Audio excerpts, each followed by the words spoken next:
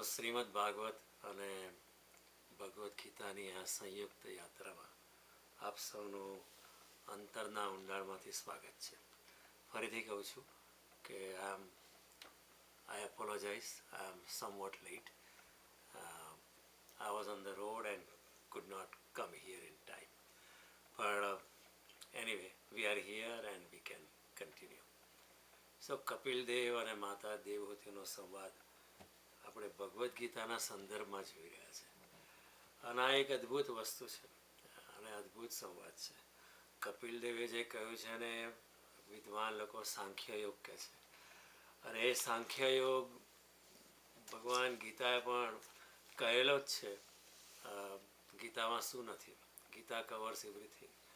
ગીતા વેદો, પુરાણો, ઉપનિષદ બધાનું સંકલન ભગવાને કર્યું છે રણ મેદાનમાં. ગીતાના 18 અધ્યાયમાં જગતની બધી જ વાતો આવી જાય છે. પણ આપણે એને ગીતા એટલા બધા ક્રિસ્ટલાઇઝ ફોર્મમાં છે. Gita is like a formula, એને એક્સપાન્ડ કરવી પડે. તો શ્રીમદ ભાગવત એનું એક્સપાન્શન કરે છે, અને એક્સપાન્શન બહુ સુંદર રીતે કરે છે. કથાના સ્વરૂપે કરે છે. કથાના સ્વરૂપે કરવાથી લોકોમાં રસ વધારે પેદા થાય અને લોકો એને જરા વધારે સારી રીતે સમજી શકે. એ રીતે ભાગવતનું નિર્માણ કર્યું છે વ્યાસદેવજી. તો આપણે પણ એમના આભારીએ છીએ. નમોસ્તુતે વ્યાસ વિશાલ બુદ્ધે પુલ્લાર વિંદાય યતપત્ર રેત્યમ તેન ત્વયા ભારત તૈલપૂર્ણ પ્રજ્વાલિતો જ્ઞાનમય પ્રદીપ. વ્યાસદેવજીને લીધે ભારત તૈલપૂર્ણ છે. ભારત એક પીપલ આર ઓફ હાર્ટ. તેન ત્વયા ભારત તૈલપૂર્ણ. ભારતમાં રસ છે, ભક્તિ છે. People think from the heart. They are not just mechanistic. They don't just think from the head. અને એને લીધે એક જાતનો રંગ છે, એક જાતની મસ્તી છે, એક જાતનો આનંદ છે. એટલે આ રીતે એમણે કથા સ્વરૂપે સુખદેવજીએ ભાગવતનું નિર્માણ કર્યું છે. અને એની અંદર આપણે કપિલ દેવજી અને માતા દેવહૂતિનો સંવાદ જોઈ રહ્યા હતા. અને હવે કપિલ દેવ જે છે માતા દેવહૂતિને અનેક રસ્તા બતાવ્યા, અને હવે ધ્યાનનો રસ્તો પણ બતાવે છે. ધ્યાનનો અર્થ એમ છે કે પરમાત્મા તમારામાં છે. કોઈક પ્રાર્થના કરતું હોય તો એનો અર્થ શું થયો કે ભગવાન કંઈક બહાર છે ને એની પ્રાર્થના આપણે કરીએ છીએ. ભગવાન કંઈ આકાશમાં છે કે સ્વામીની મૂર્તિમાં છે. ભગવાન અલગ છે અને હું અલગ છું, અને બહાર જે ભગવાન છે એની હું પ્રાર્થના કરી રહ્યો છું. પણ ધ્યાન ઇઝ વેરી ઓર્ગેનિક. ધ્યાન ઇઝ વેરી વર્ટિકલ. ધ્યાનનું પ્રેઝમ્પશન છે કે પરમાત્મા ક્યાંય નથી, પરમાત્મા મારામાં જ છે. પરમાત્મા ઇઝ વિધિન મી, અને મારામાં રહેલા પરમાત્માને ઉજ્જવલિત અને પ્રજ્વલિત કરવા માગું છું. અને પરમાત્મા સંસારના માયાના આવરણોમાં ઢંકાઈ ગયો છે, અને માયાના આવરણોને હું ધ્યાનથી ખસેડી નાખીશ, જેથી કરીને પરમાત્મા પૂર્ણ કક્ષાએ 16 કલાએ ખીલી ઉઠે અને હું પણ પરમાત્માની ઝાંખી કરી શકું. અને નોટ ઓનલી પરમાત્માની ઝાંખી કરી શકું, હું પોતે પરમાત્મામાં વિલીન થઈ જાઉં, પરમાત્મા સ્વરૂપ જ થઈ જાઉં. એટલે આ વસ્તુ કૃષ્ણએ પણ ગીતામાં કહીશું કે તમે અંતે તો મારું એકાત્મકતા મારી જોડે તમે પામી લેશો. તો ધ્યાનની વાત અત્યારે કપિલ દેવ કરશે, અને આપણે એના વિશે કરવાને માટે આતુર છે કે ભગવાન કહે છે કે તમારે આ પ્રમાણે ભગવાનનું ધ્યાન ધરવું. અને એનું કારણ ભગવાન અહીંયા બતાવે છે કે પહેલાં આસનને જીતવું. તમારું એક સ્થિર આસન બનાવો. જેટલા આપણે આલમ ડોલમ થતા હોઈએ એટલું મન પણ આલમ ડોલમ થતું હોય. એ તમે પોતે પ્રયોગ કરીને જોઈ શકો. જેટલા આપણે ઊંચા નીચા થયા કરીએ, કુદમ કુદી કર્યા કરે, અહીં ગયા ત્યાં ગયા, આખી જિંદગી ભાગમ ભાગી કરી, એમાં આપણું ધ્યાન ન થાય. એમાં ભગવાનમાં ચિત્ત પરોવાતું નથી. એટલે અહીંયા કપિલ દેવ પહેલાં કહે છે પહેલાં આસનને જીતવું. આપણે ત્યાં કેટલા બધા જાતના આસનો મૂકેલા, સિદ્ધાસન, ફલાણું આસન, ફલાણું આસન. એ બધા આસનનો હેતુ એ હતો કે તમે સ્થિરતાથી બેસો, ટટ્ટાર બેસો. અને ટટ્ટાર એટલા માટે બેસવાનું કે જ્યારે ઉર્જાનું જાગરણ મૂલાધારમાંથી થાય ત્યારે એ ઉર્જાને ઉપર જવાનો મોકો સરળ થઈ જાય, અને એને વચ્ચે કોઈ અંતરાય ના આવે ને સીધું સહસ્ત્રાર પર અસર થાય અને મનુષ્ય પરમાત્માના પ્રકાશનો અનુભવ કરી શકે. એટલે અહીંયા પહેલાં જ કહે છે ધ્યાનને જીતવું. ત્યારબાદ કપિલદેવ કહે છે પ્રાણાયામનો અભ્યાસ કરો. જો ધ્યાન એટલે શું છે પહેલાં એ સમજવાની વસ્તુ છે. ધ્યાન એટલે વિચારોથી મુક્ત થવાનું. આપણે જિંદગીની અંદર નોટ ઓન્લી આ લાઈફમાં જન્મથી આપણે વિચાર વિચાર વિચાર વિચાર વિચાર જ ચાલ્યા કરતા હોય છે. મનોવૈજ્ઞાનિક પણ કે જે એક દિવસમાં લગભગ 60,000 વિચાર આવતા હોય છે, નાના મોટા, ભલે રિપીટેટિવ હશે, પણ વી keep on thinking thinking and thinking. અને થિંકિંગના પ્રોસેસમાં એવું છે કે આપણે જે વિચારતા હોય એની જોડે આપણે આઈડેન્ટિફાઈડ થઈ જઈએ છીએ. જેવું વિચારતા હોય છે એવા આપણે થઈ જઈએ છીએ. આપણને ક્રોધનો વિચાર આવે તો આપણે ક્રોધી થઈ જઈએ. આપણને કામ વાસનાનો વિચાર આવે તો આપણે કામી થઈ જઈએ. આપણને કોઈક યશ માનની અપેક્ષા હોય તો આપણને પણ એવા જ થઈ જઈએ. જેવો વિચાર એવા આપણે થઈ જઈએ છીએ, કારણ because we identify our selves with the thought. તો ધ્યાનનું પ્રેઝમ્પશન એવું છે કે વિચાર તો આવશે, કારણ કે મન એટલે શું છે? મન એટલે વિચારોનો સમૂહ છે.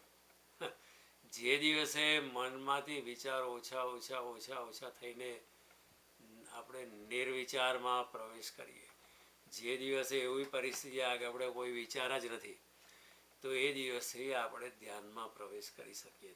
ત્યાં સુધી આપણે ધ્યાન નથી કરતા, ત્યાં સુધી આપણે ખાલી ધ્યાનનો પ્રયત્ન કરીએ છીએ. ઘણા લોકો કહેતા હોય છે કે હું સવારે આટલા વાગે ઉઠીને ધ્યાન કરું છું. પહેલી વસ્તુ એવી છે કે આવી ડંફાસ મારવી જ ના જોઈએ. જ્યારે આપણે ક્લેમ કરવા માંડીએ ત્યારે શું થાય?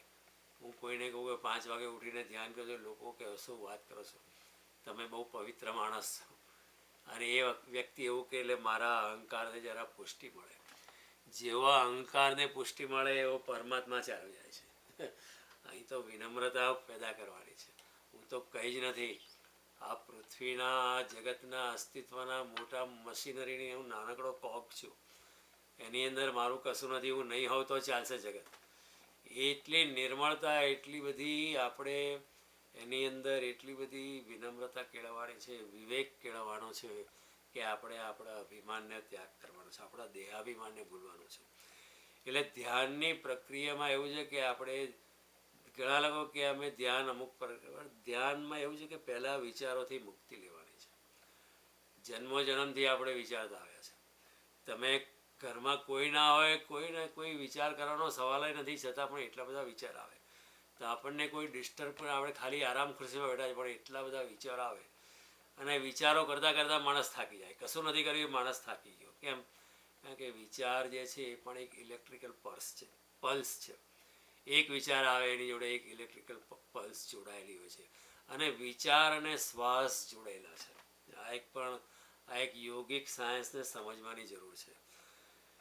જ્યારે આપણે ક્રોધી હોઈએ છીએ ત્યારે આપણી શ્વાસની પ્રક્રિયા એકદમ જોરથી ચાલે છે. જ્યારે આપણા મનમાં કામવાસનાના વિચાર આવે, સેક્સના વિચાર આવે, ત્યારે પણ આપણી શ્વાસ લેવાની પ્રક્રિયા એકદમ ફાસ્ટ થઈ જાય છે. જ્યારે આપણે ડિસ્ટર્બ્ડ હોઈએ ત્યારે પણ શ્વાસ લેવાની પ્રક્રિયા એકદમ ફાસ્ટ થાય. શ્વાસ બહુ ટૂંકા થાય, ઉથલા શ્વાસ થાય. એટલે આ એક પ્રયોગ કરવાની જરૂર છે. જ્યારે પણ તમને ક્રોધ આવે તો ક્રોધને કાબૂ પર મેળવવા માટે શું કરવું? ઊંડો શ્વાસ લેવાનું ચાલુ કરો. જેવો ઊંડો શ્વાસ લેવાનું તમે ચાલુ કરશો કે તરત જ ક્રોધ પણ ધીરે ધીરે ચાલી જશે. કેમ? કારણ કે ક્રોધ થવાને માટે એક પ્રીકન્ડિશન એવી છે કે તમારે જલ્દી શ્વાસ લેવો પડે. જલ્દી કોઈના પર મોટેથી આપણે ત્રાટકવું પડે, બોલવું પડે. એમાં આપણો શ્વાસ જલ્દી જ ચાલે, નહીં તો ક્રોધ થાય જ નહીં. માટે ક્રોધને ડામવું હોય તો એક મોટી પ્રક્રિયા એ છે કે આંખ બંધ કરતો અને ઊંડા શ્વાસ લેવાનો ચાલુ કરો, પરમાત્માનું ચિંતન કરો.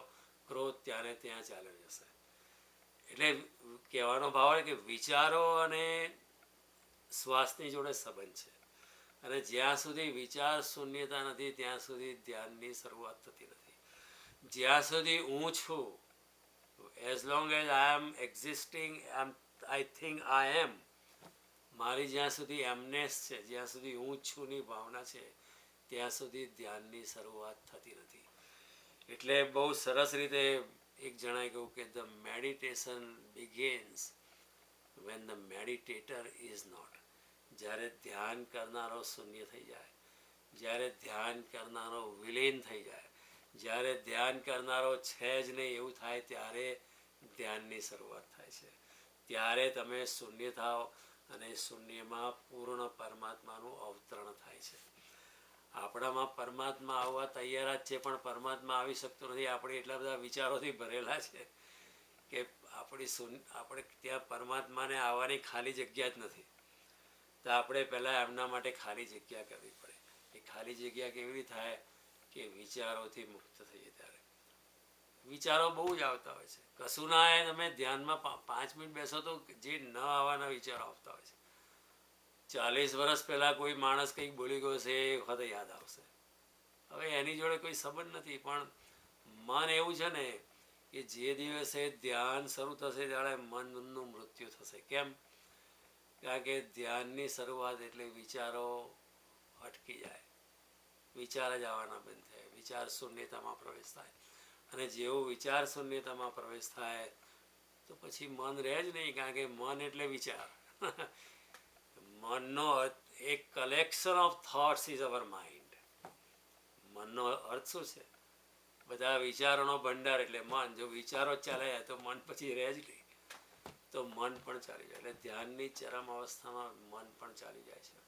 અને જ્યાં મન ચાલી જાય છે ત્યાં અહંકાર પણ ચાલી જાય છે. કારણ કે સૌથી પહેલાં અહંકાર આવે, તો અહંકારને પોષણ આપવા માટે મન હોય છે. પણ અહંકારનો પાયો ખસી જાય, આપણું દેહાભિમાન ખસી જાય, આપણી બોડી કોન્શિયસનેસ ખસી જાય, તો પછી અહંકાર ચાલી જાય તો મન પણ ના રહે. તો જે દિવસે બુદ્ધનું ધ્યાન ચોંટી ગયું, જે દિવસે ભગવાન બુદ્ધને આત્મજ્ઞાન થયું, એ દિવસે મનથી મુક્ત થઈ ગયા. અને ભગવાન બુદ્ધે કહ્યું, હે મન, તે મારો જન્મ તે મને સાથ આપ્યો છે, હવે હું તને મુક્તિ આપું છું. પણ મન તમને છોડવા નથી માગતું. કારણ કે it is like you are divorcing your spouse. મન કહેશે, માં ના ના ના, મારે, હું તમને છોડીશ નહીં. આ ડિવોર્સ એટલા સહેલા નથી. જન્મ સુધી મન આપણી સાથે હોય છે. ભગવાન કૃષ્ણ પણ ગીતામાં કહે છે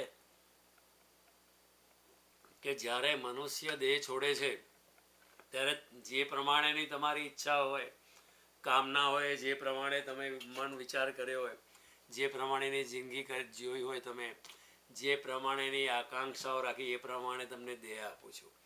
અને એ પ્રમાણે તમને ક્ષોત્ર એટલે સાંભળવાની ઇન્દ્રિય, ચક્ષુ એટલે જોવાની ઇન્દ્રિય, સ્પર્શ એટલે ચામડી, રસનમ એટલે ટેસ્ટની ઇન્દ્રિય, અને એ પ્રમાણેની જનન ઇન્દ્રિય, બધું એ પ્રમાણેનું આખું કમ્પોઝિટ, આખું પેકેજ આપણને ભગવાન આપે છે. આપણી જેવી ઈચ્છા હતી એ પ્રમાણે. એ ભગવાન પણ બહુ દયાળુ છે. જેવી ઈચ્છા છે એ પ્રમાણેનું શરીર આપશે. બહુ જ ખાવા પીવાની ઈચ્છા છે તો there are many bodies available. ભૂનનું શરીર અવેલેબલ છે. જે ખાશો તો પચી જશે, ગંદુ ખાશો તો પચશે, કોઈ પ્રોબ્લેમ નહીં આવે. બહુ જ કામ વાસનાની ઈચ્છા હોય તો એ પ્રમાણેના શરીરો છે કે તમે બહુ લાંબો સમય સુધી કામ વાસનામાં ઉતરી શકો.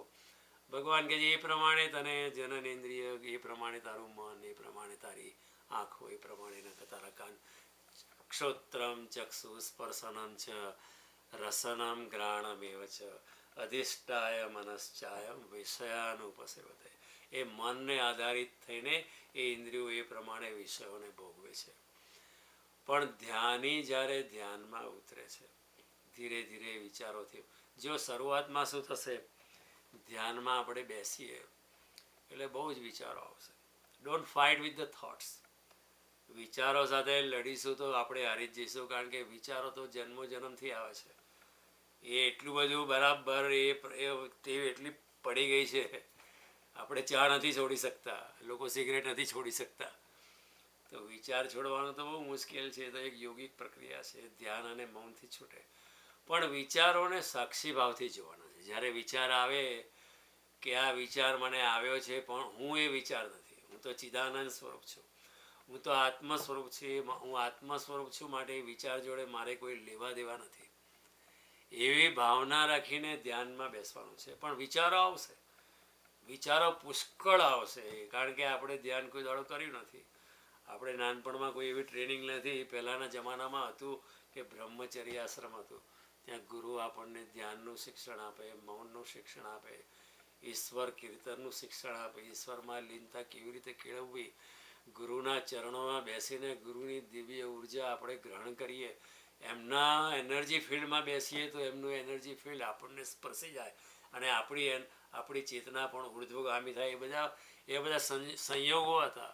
પરંતુ આ પાશ્ચાત્ય શૈક્ષણિક પ્રથાના અનુકરણમાં, the blind following of the west, આપણે આપણી 4 જે વર્ણાશ્રમ હતા એ આપણે ગુમાયા. એની અંદર આજે આ બધા લોકો દુઃખી છે, કારણ કે જેણે બ્રહ્મચર્ય આશ્રમમાં ગુરુની ત્યાં રહીને 25 વર્ષ ખૂબ મહેનત કરી હોય, ગુરુની સેવા કરી હોય, એને પછી સંસારમાં એ જાય જ્યારે વાનપ્રસ્થાશ્રમમાં અથવા તો ગૃહસ્થાશ્રમમાં જ્યારે જાય ત્યારે એને કંઈ પણ મળે, it is a bonus, it is always happy. કોઈ કે આજે ઉસીકો નથી સુવા માટે, કંઈ નહીં. અરે અમારા ગુરુના આશ્રમ અમે જમીન પર સૂઈ જતા હતા. There is no problem, we are happy. At least અહીંયા પંખો ચાલે છે, એર કન્ડિશનિંગ છે. Anything you give to such a person who has come out of brahmacharya ashram is always happy. પણ આપણને શિક્ષણ મળ્યું નથી. એટલે આપણે શું થાય, આપણે ધ્યાનમાં બેસીએ, જે કપિલ દેવ અહીંયા રેકમેન્ડ કરે છે માતા દેવતીને, ધ્યાનમાં કરવા બેસેલે ધ્યાનને મિનિંગ આપણે સમજવા જાણો છો. ધ્યાન એટલે વિચાર શૂન્યતામાં પ્રવેશ કરવાનો પ્રયત્ન. અને વિચાર શૂન્યતામાં વિચારો સાથે લડવાનું નથી. વિચારો તો જન્મથી આવેલા છે, એની સામે લડવા જઈએ તો આપણે હારી જઈશું. પણ વિચારોને સાક્ષી ભાવે જોવાના છે અને એવી ભાવના કરવાની છે કે આજે મને કામ વાસનાનો વિચાર આવ્યો છે, આપણે એ વિચાર હું નથી, હું તો શુદ્ધ સ્વરૂપ આત્મા છું. Let that thought come and pass away. Thoughts are like clouds in the sky, they will come and go. મને આજે લોભનો વિચાર આવે છે, આટલા પૈસા કમાઈ જાઉં, મારો પોર્ટફોલિયો, ઓકે, હું એ વિચાર નથી, હું તો આત્મ સ્વરૂપ છું. એવું એને તમે સાક્ષીના ભાવે, બી એ વિટનેસ ઓફ યોર થોટ્સ. આજે કામ વાસનાનો, સુંદર સ્ત્રીને જોઈને, સુંદર પુરુષને જોઈને કામ વાસનાનો, કારણ કે કામ વાસના એટલી ગહન ઉર્જા આપણને ભગવાન આપી છે. જગતની બધી ઉર્જાઓનું સેન્ટર છે કામ વાસના. We have to acknowledge that. The sex energy is the pivotal energy the nature has given to us. અને એનું કારણ છે કારણ કે નેચર આપણી પાસે પ્રજોત્પત્તિનું કાર્ય કરાવવા માગે છે કે એ બધું જનરેશન્સ ચાલ્યા કરશે. એટલા માટે કામ વાસના એટલી બધી પ્રગાઢ આપી છે મનુષ્યમાં. કારણ કે મનુષ્ય ઇવન વૃદ્ધાવસ્થામાં પણ કામ વાસના છૂટતી નથી. ભલે શરીર સાથ ના આપે તો પણ ઈચ્છાઓ તો રહે છે. એટલે કામ વાસનાનો વિચાર આવે તો યોગી એમ કે વિચાર આવે છે, વિચાર હું નથી. આપણું શું થાય છે કે આપણે જે વિચાર આવે એની જોડે આઈડેન્ટિફાઈ થઈ જઈએ. આપણને ક્રોધનો વિચાર, આપણે ક્રોધી થઈ જઈએ. આ માણસ મને એવું કહી ગયું એટલે આપણે નેક્સ્ટ ટાઈમ મળે તો જોઈ જઈશું અને I will fix him. Okay, એવો આપણને વિચાર આવે.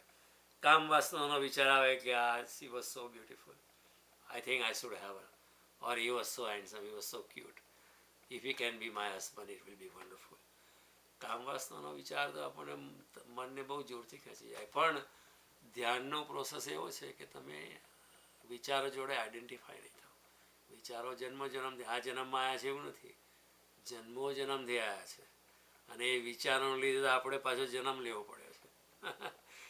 વિચારો જ ના હોત તો મન જ ના હોત, મન જ ના હોત તો ઈચ્છાઓ ના હોત, ઈચ્છા ના હોત તો આ જન્મ જ ના થાત, આપણે મુક્ત થઈ ગયા હોત. પણ વિચારોને લીધે, એટલે કામ વાસનાનો વિચાર આવે તો એ વિચારે કે હું એ વિચાર નથી, હું તો શુદ્ધ આત્મ સ્વરૂપ છું. તો એ વિચારનો વાદળ આવશે ને ચાલી જશે. એવા બધા ધીરે ધીરે, શરૂઆતમાં તો બહુ જ વિચાર આવશે, પણ ધ્યાન કરવા બેસો, રોજ રોજ બેસો, એક જગ્યા પર બેસો, મનમાં પવિત્રતા રાખીને, ભગવાનમાં શરણાગતિનો ભાવ રાખીને, પૂર્ણ ભક્તિનો ભાવ રાખીને બેસો, તો એ વિચાર તો આવશે. વિચારથી મુક્ત થવું બહુ મુશ્કેલ છે. વિચારો આવે તો સાક્ષી ભાવે જોયા કરો. શરૂઆતમાં તો બહુ વિચાર આવશે, પછી 1 દાડો, 2 દાડા, 3 દાડા, 10 દાડા, 1 મહિનો, 2 મહિના, 3 મહિના પછી થોડો ફેર પડશે. પછી થોડા વિચાર, કારણ કે તમે સાક્ષી ભાવે જુઓ છો. ઓકે, આ વિચારો નથી તો વિચારો આપણને સ્પર્શ કર્યા વિના ચાલી જશે. આપણે નિર્વિચારમાં પ્રવેશ કરવાનો. જ્યારે નિર્વિચારમાં પ્રવેશ કરીએ ત્યારે આપણે શૂન્ય થઈ જઈએ. અને જેવા આપણે શૂન્ય થઈ જઈએ તો જે પૂર્ણ પરમાત્મા છે, કુદરતનો પણ નિયમ છે, જ્યાં વેક્યુમ હોય ત્યાં ચારે બાજુથી એર ધસી આવે. Because the existence does not like a vacuum. એવી રીતે જ્યારે યોગી કે આપણે થઈ શકીએ શૂન્યમાં પ્રવેશ કરીએ તો પરમાત્મા ધસમસતો આપણામાં પ્રવેશ કરે. તો એ વિચાર શૂન્યતા લાવવાને માટે તમે વિચારોને ઓબ્ઝર્વ કરો કે આ વિચાર આવ્યો, આ ગયો, આ વિચાર આવ્યો ગયો. I am not that thought. હું તો સાક્ષી સ્વરૂપ છું, હું સાક્ષી છું. I am only an observer. I am not the thoughts. I will not I've been identifying myself with the thoughts for many lives, not only in this life but many lives. એને લીધે તો આ જન્મ પાછો થયો છે બધા. Just create your distance between the thoughts and your own inner self. અને શંકરાચાર્યનું અદ્ભુત વચન યાદ રાખવું, ચિદાનંદ રૂપ શિવોહમ શિવમ અહમ નિર્વિકલ્પો નિરાકાર રૂપ વિભુર્વ્યાપ્ત સર્વત્ર સર્વેન્દ્રિયાણામ સદા મે સમત્વમ ન મુક્તિર ન બંધન. મને કોઈ મુક્તિ નથી, મને કોઈ બંધન નથી, મને કોઈ માતા નથી, મને કોઈ પિતા નથી. હું તો અજન્મ આત્મ સ્વરૂપ છું, તો મને કોઈ વિચાર પણ નથી. એવું ધીરે ધીરે કરતાં કરતાં એક વખત એવો આવે છે જ્યારે મનુષ્ય વિચાર શૂન્યતામાં જાય છે.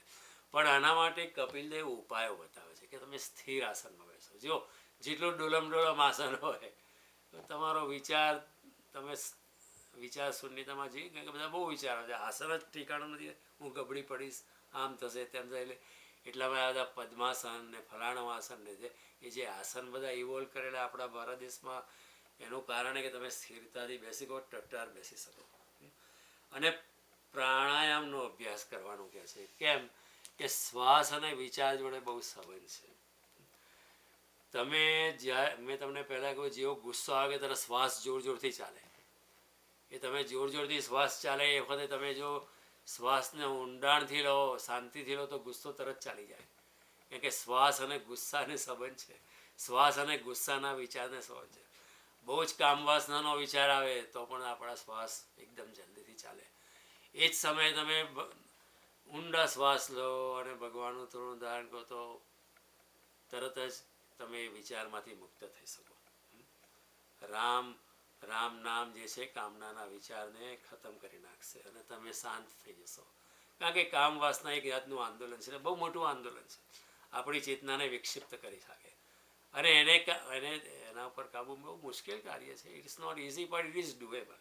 ઓકે, એટલે શ્વાસ અને વિચાર જોડે બહુ સંબંધ છે. અત્યારે તમે શ્વાસ એકદમ રોકી લો ને, એકદમ રોકી લો તમે શ્વાસ, તો તમારા વિચાર બંધ જ થઈ જશે. એટલા માટે આપણા યોગીઓએ પ્રાણાયામ પર ભાર આપેલો કે તમે કુંભક, રેચક, પૂરક એ પ્રાણાયામ PKR કરો. ઘણા ધ્યાનમાં બેસતા પહેલાં તમે પ્રાણાયામ કરો તો શું થશે? પ્રાણાયામથી તમે મન જે છે એ ભાગમભાગી કરવાનું બંધ થશે. એક તો તમે સ્થિર આસન પર બેઠા હતા એટલે પણ મન જરા સ્થિર થશે. પ્રાણાયામ કરીશું કારણ કે શ્વાસ અને વિચાર જોડે ડાયરેક્ટ સંબંધ છે. જેટલા ઊંડા શ્વાસ લઈશું એટલા સ્થિરતામાં પ્રવેશ કરીશું, એટલા વિચારો પણ શાંત થઈ જશે, મન પણ શાંત થઈ જશે. એટલે પહેલાં આપણે પવિત્ર સ્થળમાં બેસવાનું. કુશ દર્ભ એટલે કે દર્ભ વસ્તુ એક જાતનું ઘાસ આવતું હતું, કુશ. એ હજુ પણ મળે છે ઇન્ડિયામાં, દરો કહેતા હશે એને. એ બહુ સુંવાળું હોય. આપણે ત્યાં કુશળ શબ્દ છે. જે શિષ્ય આ સ્પેશિયલ પ્રકારનો ઘાસ જલ્દી વનમાં જઈને શોધી લાવે, કુશ નામનું ઘાસ, એ દરરોજ આવી જોઈએ, દર્ભ એ જલ્દી શોધી લાવે એને ગુરુ કહેતા બહુ કુશળ છે, કારણ કે ઇઝ વેરી સ્માર્ટ, જલ્દી એને મળે છે એવું ઘાસ. એટલે એવું પહેલાં એ ઘાસ પાથરવાનો હોય, એની ઉપર મુરુક ચર્મ પાથરવાનું, એની ઉપર એક સુંવાળું વસ્ત્ર પાથરવાનું. ઓકે, હવે અને એના પર શરીરને સીધું ટટ્ટાર અને સ્થિર રાખવાનું અને તમારે સુખપૂર્વક બેસવાનું. બહુ તમને એવી જગ્યાએ બેસવાનું કે તમને આરામથી જ્યારે બેસી શકો. તમારી તમે કે અહીંયા પથ્થરો વાગતો હોય તમને અંદર પગમાં અને તમારા જાંઘમાં, તો તમે ધ્યાન નહીં કરી શકો ને, તમે અસ્થિર થઈ જશો, મન પણ અસ્થિર રહેશે, શરીર પણ અસ્થિર રહેશે, તો ધ્યાન નહીં થાય. તો પ્રાણાયામ કરવાનો જેથી ચિત્ત અંદરથી કફવાત અને પિત્ત પર પણ તમારો કાબુ થઈ જાય અને એનાથી પ્રાણના માર્ગનું શોધન થાય, પ્રાણવાયુ આપણી બોડી જરા ઓક્સિજનેટ થાય. The nanotechnology would start working within our body and we'll feel fresh અને we'll feel quiet, happy અને પોતાની સ્થિત પ્રજ્ઞતામાં આપણે આવી ગયા એવું આપણને લાગે. અને ભગવાન કહે છે એનાથી તમારું ચિત્ત જે છે સ્થિર અને નિશ્ચલ થશે. જે યોગી પ્રાણવાયુને જીતી લે છે તેનું મન પણ ઘણું શુદ્ધ થઈ જાય છે. મેં તમને કહ્યું ને, મન એટલે વિચાર, અને વિચારને વાયુ જોડે સંબંધ છે. વિચારને આપણા શ્વાસોશ્વાસની પ્રક્રિયા જોડે સંબંધ છે. ક્રોધના વિચારમાં શ્વાસોશ્વાસ જલ્દી ચાલે, કામવાસનાના વિચારમાં શ્વાસોશ્વાસ જલ્દી. તમે કોઈ ખોટું કામ કરવા નીકળ્યા હો ને ત્યારે પણ શ્વાસ જલ્દી ચાલે. ચોરી કરવા નીકળ્યા હો તો થોડોક તો ભય હોય ને, ભયને લીધે શ્વાસ જલ્દી ચાલે. પણ તમે કશું ખોટું ના કરતા હોય, બધા જોડે પ્રેમનો સંબંધ હોય, તમે જાણો છે બધા જોડે મિત્રતા છે, તમને એવું લાગે અહીં જઈને ઝઘડો થશે જ, તમે ઘેરથી જ તમારો શ્વાસ જલ્દી છે. તમને એમ લાગે આજે આ પાર્ટી છે ને આ પાર્ટીમાં પેલા જોડે ઝઘડો થવાનો જ છે, કારણ કે આગલી પાર્ટીમાં જરા તોફાન થયેલું, આજે છોડવાનું નથી એને. તમે ઘેરથી જ જરા હાફડા ફાફડા જાઓ. હાફડા ફાફડામાં શબ્દ ફાફડા એટલે શ્વાસ બહુ જલ્દી ચાલે છે તમારો. કારણ કે જ્યાં ભય છે, જ્યાં ક્રોધ છે, ત્યાં શ્વાસ જલ્દી છે. પણ તમે જ્યારે શાંત હો, કોઈ ડર જ નથી તમને, તમે બહુ પ્રેમપૂર્વક ભરેલા છો, તમે હાસ્યના મૂળમાં છો, તમે શું, તમારો શ્વાસ એકદમ નોર્મલ રિધમમાં ચાલે છે. એટલે જ્યારે પણ ધ્યાન કરતા તમારે શ્વાસ બહુ નોર્મલ ચાલો, ઊંડા શ્વાસ લેવાની વાત છે. કપિલદેવ કહે છે પ્રાણાયામથી વાત પિત્ત વગેરેથી નિપજતા દોષોને અને ધારણાથી પાપોને, પ્રત્યાર્થી વિષયો સાથેના સંબંધોને અને ધ્યાનથી ભગવતી મુક્ત કરનાર રાગ દ્વેષનો આ યોગીઓ દુર્ગુણોને દૂર કરે અને ચિત્ત અને નિર્મળ એકાગ્ર થાય. ચિત્ત જ્યારે નિર્મળ થાય, શાંત થઈ જાય, વિચારો આવવાના એકદમ બંધ થઈ જવા મળે, ત્યારે નાકના અગ્રભાગ પર દ્રષ્ટિ જમાવીને ભગવાનનું ધ્યાન ધરવું, ભગવાનની મૂર્તિનું આ પ્રમાણે ધ્યાન ધરવું. જો કપિલદેવે આ બહુ સુંદર કહ્યું છે. એ જ વસ્તુ ભગવાન શ્રી કૃષ્ણએ ગીતામાં કહી છે 6ઠ્ઠા અધ્યાયમાં, શુચો દેશે પ્રતિસ્થાપ્ય સ્થિરમ આસનમ આત્મના. શુચો દેશ એટલે પવિત્ર જગ્યાએ. એ બધી ગંદી જગ્યાઓ જ્યાં લોકોના વિચારો ખરાબ હોય, આજુબાજુનું વાતાવરણ જેવું હોય કામુકતાથી ભરેલું, એવું કોઈ નિર્મળ જગ્યાએ તમારો ધ્યાનનું સ્થાન ઊભું કરવું જોઈએ. ઘરની અંદર પણ એક એવો કોર્નર જ્યાં પવિત્રતા હોય, જ્યાં કોઈ જાતનો સાંસારિક ખેંચમતાણી ના હોય, ટાંગા ખેંચી ના હોય, ઈર્ષ્યા ના હોય, જલન ના હોય, સ્પર્ધા ના હોય, આપણું અભિમાન આપણે બાજુ પર મૂકી દીધું હોય, એવી શાંત અને નિર્મળ જગ્યા આપણા ઘરમાં કરવી જોઈએ. ના મળે તો કંઈ નહીં, કોઈ ગોટું હોય પાર્ક, કે ત્યાં શાંતિથી બેસ. ભગવાન કહે સૂચો દેશે, સૂચો એટલે પવિત્ર સ્થાને, પ્રતિસ્થાપ્ય સ્થિરમ આસનમ આત્મના, પોતાનું સ્થિર આસન કરવું જોઈએ. જે અહીંયા કપિલદેવ પણ એ જ કહે છે કે સ્થિર આસન પર બેસવું જોઈએ, કે ડોલમ ડોલીથી મન ડોલમ ડોલી થાય, અને મન જો ડોલમ ડોલી થાય તો વિચારો પછી આવવા મળે, વિચારો આવે તો પછી ધ્યાન ન થાય, અને આપણે શૂન્યતામાં ના જઈ શકીએ, આપણે નોટ અવસ્થામાં ના જઈ શકીએ. ઘણા એમ કહેતા હું ધ્યાન કરું છું, પણ ધ્યાન કરી શકાતું નથી, ધ્યાન થઈ જાય છે. કેમ? કારણ કે જ્યારે ધ્યાનની ઘટના થાય છે ત્યારે ધ્યાની હોતો જ નથી, એ તો વિલીન થઈ જાય છે પરમાત્મામાં, તો એ હોતો જ નથી. તો હું ધ્યાન કરું છું એવું કેવી રીતે કહી શકાય? Let me repeat it. Meditation is when the meditator is not. These are the words of Osho and they are so effective. જ્યારે ધ્યાન કરનારો રહેતો નથી ત્યારે ધ્યાનની શરૂઆત થાય છે. કેમ? કારણ કે જ્યાં સુધી હું છું ત્યાં સુધી વિચારો છે, વિચારો છે તો મન વાલમ ડોલમમાં છે, તો એમાં હું શૂન્યમાં પ્રવેશ નથી કર્યો, શૂન્યમાં પ્રવેશ નથી તો પૂર્ણ આવતો નથી. માટે જ્યાં સુધી નિર્વિચાર નથી, નિષ્પ્રશ્નતા નથી, ત્યાં સુધી ધ્યાનની શરૂઆત નથી. અને વિચારો જ ના આવે અને આપણે એકદમ શાંત અવસ્થામાં, તેના માટે આ બધા ટૂલ્સ બતાવે છે કે તમે એવું આસન બહુ કે બહુ ઊંચું ના હોય, નીચું ના હોય, બહુ આડું અવળું ના થયા કરે. હવે તમે એકદમ આ વાંકા બેસવાનું હોય તો તમે કેવી રીતે બેસો? તમારું મન જ વાંકું રહે. સ્થિર આસન, સમતલ આસન. એટલે ભગવાન કૃષ્ણ મળે સૂચો દેશે પ્રતિસ્થાપ્ય, પવિત્ર જગ્યાએ તમારું આસનને સ્થાપના કરો. સ્થિરમ આસનમ આત્મનો, પોતાનું આસન ત્યાં નક્કી કરો. નાતિ ઉચ્છ્રિત્ય, નાતિ નીચે, બહુ ઊંચું નહીં બહુ નીચું નહીં. જો ઘણા લોકો એકદમ, આ કોના માટે છે? આ બધા ઉપાયો જે છે ને, જે શરૂઆતમાં ધ્યાન કરવા માગતો હોય ને સાધક, આપણા જેવા માટે છે. એના માટે આ બધી વસ્તુ કરવી પડે. પણ જે યોગીઓ એને આ બધી વસ્તુ કહે તો ગમે ત્યાં ધ્યાન કરે, એને કંઈ he can do it easily. પણ આપણે નવા નવા નિશાળીયા છે ને એટલે આપણા માટે ભગવાને કરુણા કરીને ભગવાન આપણા લેવલ પર નીચે આવીને વાત કરે છે. ઘણા યોગી હવે એમના લેવલ પર જ વાત કરે, પણ ઘણા યોગી એટલા કરુણાવાન હોય કે આપણા લેવલ પર આવીને હોય. કૃષ્ણ કરુણાવાન છે, કપિલદેવ કરુણાવાન છે, એટલે આપણા એમને એવું કરવું ના પડે. હવે કપિલદેવને કે એવું કે આજ આવું આસન હોવું જોઈએ, આવું હોવું જોઈએ, આ પવિત્રતા હોવી જોઈએ, એ જ્યાં જાય ત્યાં પવિત્રતા છવાઈ જાય. એમના માટે આ બધા ઉપયોગ. કબીર કહે છે કે આમોકી કરવાની જરૂર નથી એવું બધું. કૃષ્ણમૂર્તિને તમે કહો કે અરે આ તો બધી nonsense, I can do meditation anywhere. Yeah sir, you can do it, but ordinary people cannot do it. People like us cannot do it. એટલે આપણા માટે જે ધ્યાનની શરૂઆત કરવા માગે છે, ધ્યાનના માર્ગમાં જે જવા માગે છે, ધ્યાનના માર્ગમાં જે પાપા બફલી ડગલા મૂકવા માગે છે, એના માટે કૃષ્ણ કરુણાથી અને કપિલદેવ પણ કરુણાથી નાના નાના સ્ટેપ્સ બતાવે છે કે આ બધાની વસ્તુ શરૂઆતમાં તમે કાળજી કરો. એ જાણે તમે સાયકલ શીખતા હો શરૂઆતમાં, તો આપણને શીખવાડનારો કે જો સામે જો, ડોન્ટ પેડલની સામે ના જો, સામે જો ને તારું બેલેન્સ જાણો. ઓકે, આ પ્રમાણે જો હું તારી પાછળ દોડું છું તારી સીટ પકડીને, તું જરા એકદમ સ્પીડ પકડવાના બેલેન્સ જાળ બસ સામે જોઈને. ધીરે ધીરે તમને બેલેન્સ આવડે, ધીરે ધીરે સાયકલ આવડે. સાયકલ આપણે શીખીએ પહેલાં કેટલી વાર આપણે પડી જઈએ, કેટલી વાર પાટાપિંડી કરવી પડે, કેટલી વાર નાનું છોકરું રડે કે નથી શીખવું મારે સાયકલ, આમાં તો વાગે છે. પણ ધીરે ધીરે કરતાં આવડી જાય.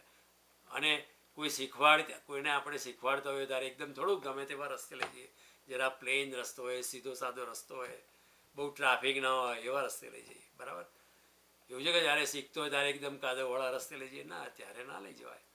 પણ એકવાર સાયકલ આવડી જાય પછી તો હવે સાયકલિસ્ટ કાદવવાળા રસ્તામાંથી નીકળી, રેતીમાંથી પણ ચલાવી લેશે. કોઈ વાર પાણીના ખાબોચિયામાંથી પણ જોરથી ચલાવી નીકળે, કારણ કે એને આવડી ગયું. કોઈ વાર બે હાથ છોડીને પણ ચલાવી શકશે, કોઈ વાર ડબલ સવારી પણ જશે ને ટ્રિપલ સવારી જશે ને કોઈ વાર એક માણસને ગભા પર બેસીને પણ સાયકલ ચલાવશે. પણ એ કોના માટે છે? જરા આગળ વધી ગયો એના માટે. એવી રીતે આપણે તો અહીં ધ્યાનના નવા નિશાળ્યા છે. કોઈ દાડો આપણને ધ્યાન કોઈએ શીખવાડી નથી. મા બાપે કહ્યું ભણી લે પહેલાં, આપણે પાશ્ચાત્ય સંસ્કૃતિમાં ભણી લીધું. શિક્ષકોએ આપણને પૂછ કર્યા, કોઈ દાડો કોઈએ આપણને ધ્યાનનું શિક્ષણ આપ્યું નથી. અહીંયા આપણે પહેલી વાર આટલા બધા લોકોની ઉંમર 50, 60, 70 થવા આવી ત્યારે આપણે ધ્યાનની વાત કરીએ છીએ. We are very late. પણ એની વી આર નેવર લેટ. પરમાત્માનો રસ્તો હંમેશા ખુલ્લો છે. ભગવાન કહે છે અપિચેદસી પાપે ભ્યો સર્વે ભ્યો પાપ કૃતમ. પાપીમાં પાપી હશે અને એમાં પણ વધારે પાપી હશે. અપિચે સુદુરાચારો ભજતે મામ અનન્ય ભાગ સાધુરેવ ચ મંતવ્ય સમ્યક વ્યવસ્થિત હોય સ. પાપીમાં પાપી હશે પણ જો એ મારા માર્ગમાં આવશે તેનું મન અંતઃકરણ શુદ્ધ થવા માંડશે, અને અંતઃકરણ શુદ્ધ થવા માંડશે તો પછી પાપીના માટે પણ મારો રસ્તો ખુલ્લો છે. આ ભગવાનના વચનો છે. તો don't worry about it, we can start. કેવી રીતે કરવું એ ભગવાન કહે છે. સૂચો દેશે પવિત્ર જગ્યાએ પ્રતિસ્થાપ્ય પોતાનું આસનનું સ્થાપના કરો. સ્થિરમ આસનમ આત્મના, સ્થિર આસન, ડગમગું નહીં. નાતિ ઉચ્છ્રિત હોય, બહુ ઊંચું નહીં બહુ નીચું નહીં. બહુ નીચું કહે હું ખીણમાં જઈને ધ્યાન કરીશ, કેમ નહીં? એટલા માટે કે જે ખીણની અંદર જે હોય ને એ વિચારો જરા ભારે હોય છે. યોગિક દ્રષ્ટિની વાત કરું છું. ખીણમાં તમે એકદમ જમીનથી નીચેના લેવલમાં આવ્યો ને ત્યાં ભારે વિચાર, અને ભારે વિચાર એટલે પાપાચારના વિચારો એ આપણને ઘેરી લે. આપણે નવા નિશાળે આવ્યા પછી આપણે ખીણમાં જઈને ધ્યાન કરીએ, એકદમ સમુદ્રના તળિયે જઈને જ્યાં તે એ પાપના ભારે વિચારો જે છે આપણા હૃદય પટલ પર છવાઈ જાય, આપણે ધ્યાનમાં પ્રવેશ જ ના કરી શકીએ. એટલા માટે ભગવાને કહ્યું બહુ નીચું નહીં અને બહુ ઊંચું નહીં. બહુ ઊંચે શું થાય? બહુ ઊંચે હલકા વિચાર આવે, જેમ હવા પણ પાતળી થાય. એ વિચારો પણ હલકા વિચાર. હલકા એટલે કેવા? દિવ્ય વિચારો, યોગિક વિચાર આવે. પણ હવે આપણી લાયકાત ના હોય તો યોગિક વિચાર આપણે ક્યાંથી પકડવાના છે? બરાબર? આપણે હજુ દિવ્યતામાં પ્રવેશ કર્યા દિવ્ય વિચારો પકડી નહીં શકીએ.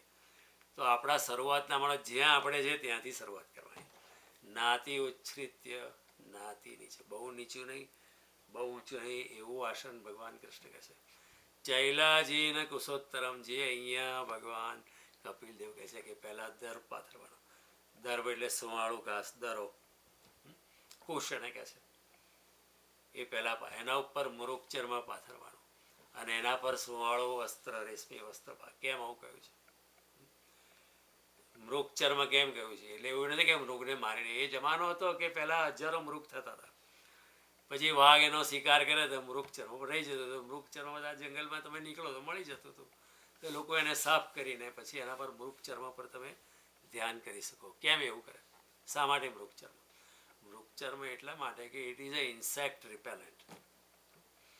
વાઘ બેઠો હોય જંગલમાં, એના શરીર પર કીડા મકોડા ચડતા નથી, કારણ કે એ લોકોને આ મૃગચર્મ પર બધું ચડવાનું મુશ્કેલ પડે, એમાં ભરાઈ જાય એમના ટાંગા. એટલે મૃગચર્મ પર બેસવાથી જે આજુબાજુના કીડા મકોડા તમારી પાસે આવીને તમને હેરાન નહીં કરે, એટલા માટે મૃગચર્મ. અને એવું નહોતું કે મૃગોની હત્યા કરવાની હતી. એ જમાનામાં મૃગચર્મ ઇઝીલી મળતા હતા, મૃગની હત્યા કરવા મળી જતા હતા. વાઘનું પોપ્યુલેશન એટલું હતું અને મૃગો પણ એટલા હતા. આપણા ભારતના જંગલોમાં હજારોની સંખ્યામાં મૃગ હતા. રોજ 10-15 મૃગ મરતા હશે વાઘના હાથે, કોઈ શિકારીના હાથે. એ મૃગચર્મ આસાનીથી મળતા હતા. તો કે ભાઈ તમે એનો ઉપયોગ કરો, ધ્યાન માટે ઉપયોગ કરો, ક્લીન ઇટ અપ. અને બેસવામાં બહુ સુવાળું પણ હોય, આપણને સારું લાગે. અને કીડી મંકોડા, જીવડા, આ તે કાચીંડા ફાચીંડા આવશે નહીં. અને તમે ધ્યાન, તમે આરામથી ને શાંતિથી, કોઈ પણ જાતના ડર વગર તમે કરી શકશો. એટલા માટે મૃગચર્મ. પહેલાં કે આ પાથરો, દર પાથરો, સુવાળો ઘાસ, એના ઉપર મૃગચર્મ પાથરો અને એના ઉપર સુવાળું વસ્ત્ર પાથરો, જેથી તમે કમ્ફર્ટેબલી બેસી શકો. વસ્ત્ર જો ખરબચવું હોય તો તમે ઇટ વિલ હિટ યુ. સો કૃષ્ણ આપણી કાળજી કરે છે. અને મૃગચર્મમાં એક બીજો ગુણધર્મ છે. It is a non conductor of electricity. એ જે ઇલેક્ટ્રિસિટી છે ને, એને નોન કંડક્ટર છે. કેમ એવું કહ્યું છે? જ્યારે યોગી પૂર્ણ ધ્યાનમાં પ્રવેશ કરે છે ત્યારે શું થાય છે કે આપણા શરીરમાં જે બાયો ઇલેક્ટ્રિસિટી હોય છે, અત્યારે બહાર વહેતી જાય છે, આપણા બોલવામાં નીકળી જાય, શ્વાસ લેવામાં નીકળી જાય. પણ યોગી જ્યારે પોતાની ઉર્જાઓ ધ્યાનમાં કેન્દ્રિત કરે છે ત્યારે એ ઉર્જા બહાર જવાને બદલે શરીરમાં જ એનું ચક્કર થાય છે. The bioelectricity rotates around in our own body and it creates a very powerful electrical wave. એકવાર વિવેકાનંદ ધ્યાનમાં બેઠેલા અને કોઈકે કહ્યું કે વિવેકાનંદને બોલાવો, પણ એ તો ધ્યાનમાં, ઊંડા ધ્યાનમાં હતા. એને જગાડવા ગયા, અડક્યા અમને તો એને શોખ જ લાગ્યો. કારણ કે વિવેકાનંદ એટલી ધ્યાનની મસ્તીમાં હતા, એમના શરીરની વિદ્યુત ઉર્જા, બાયો ઇલેક્ટ્રિસિટીનો પ્રવાહ એટલો સખત હતો કે પેલાને વર્ચ્યુઅલી શોખ લાગ્યો. એ વિવેકાનંદને શોખ લાગે, કારણ કે એમાં શોર્ટ સર્કિટ થઈ જાય. આવું ના થાય. ઇલેક્ટ્રિકલ જે એનર્જી, જે બાયો ઉર્જા છે, એ ઉપર તરફ પ્રવાહિત થાય. એના માટે શું કરે કે નીચે નોન કંડક્ટર પાથરો તમે. તો મૃગચર્મ નોન કંડક્ટર છે. બરાબર. અને એના પર રેશમી વસ્ત્ર પાથરો એની ઉપર. કેમ? જે તમે કોટનનો વસ્ત્ર પાથરો ને, તે કોટન જે વસ્ત્ર હોય છે ને, it absorbs all kinds of thoughts. બધા વિચારોના વવણને એ પી જાય છે કોટનનું વસ્ત્ર. પણ રેશમી વસ્ત્ર એને રિફ્લેક્ટ કરી દે છે. જેવી રીતે અરીસા પર સૂર્ય પડે તો પાછું ફેંકાઈ જાય, એવી રીતે રેશમી વસ્ત્ર છે ને વિચારો પકડતું નથી. આપણે ત્યાં ઘણા યોગીઓ થઈ ગયા, એ ઘણીવાર આપણને એક નેપકિન આપે.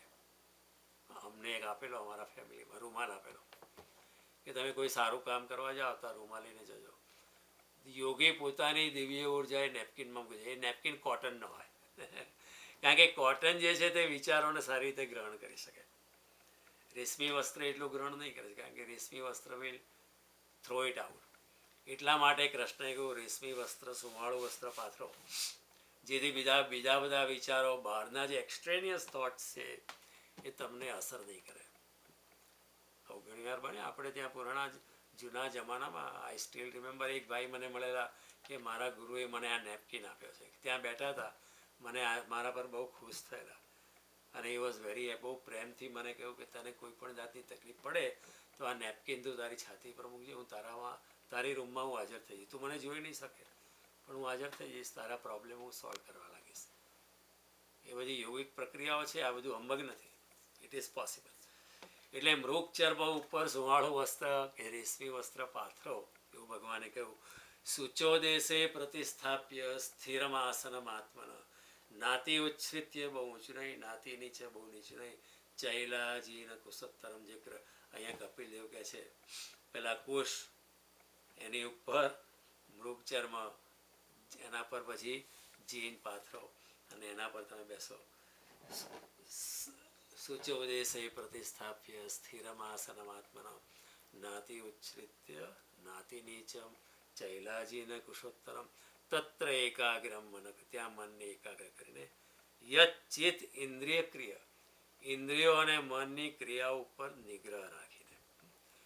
અહીંયા કપિલદેવ જ કહે છે કે ઇન્દ્રિયોનો સ્વભાવ છે, the basic chemistry, the basic intuitive nature of our sense organ is to go out. એ ભગવાન કહે છે એ તો ઇન્દ્રિયો તો બહાર જવા જ ટેવાયેલી છે, ઇન્દ્રિયોનું કામ જ છે આક્રમણ કરવાનું.